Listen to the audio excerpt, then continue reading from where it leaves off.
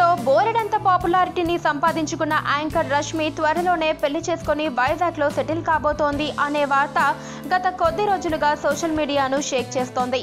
Guntur talkies beauty స్వస్థలం వైజాగ్ కావడంతో పాటు అక్కడికి చెందిన అబ్బాయినే పెళ్లి చేసుకోబోతోందని, అందుకే అంతిమంగా లైఫ్ లో అక్కడే సెటిల్ అవ్వబోతోందని సోషల్ మీడియాలో జరుగుతున్న ప్రచారంపై రష్మి స్పందించింది.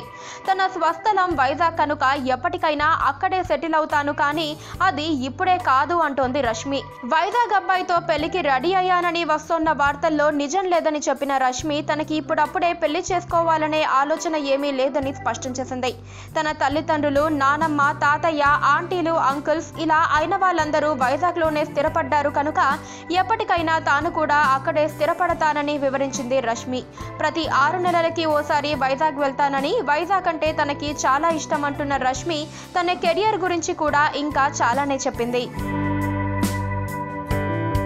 ఇక ఈ పెళ్లి మ్యాటర్స్ ని కాసేపు పక్కన పెడితే, ఒకేసారి అటు సినిమాలు చేస్తూనే ఇటు టీవీ రంగంలోనూ కొనసాగుతున్నావు కదా, మరి సినిమాలపై టీవీ షోల ప్రభావం పడదా అని అడగ్గా అటువంటిదేమీ లేదని పెద్ద ఉపోద్ఘాతమే చెప్పింది యాంకర్.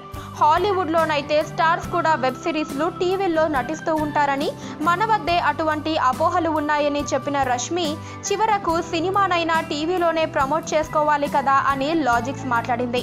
అంతేకాకుండా 14 ఏళ్ల తర్వాత తనకి ఇవాళ ఇంత గుర్తింపు లభించిందంటే అది టీవీ వల్లేనని అంగీకరించింది రష్మి. ఇక రష్మి సినిమాల విషయానికొస్తే ఆది సరసన ప్రభాకర్ అనే కొత్త డైరెక్టర్ దర్శకత్వంలో ఓ సినిమా చేస్తోంది. పక్కనే ఒక గంట సింబల్ కనిపిస్తుంది కదా, దాన్ని నొక్కారనుకోండి, మేం చేసే వీడియో అప్డేట్స్, నోటిఫికేషన్స్ అన్నిటితో మీ డివైస్లో వాలిపోతాం.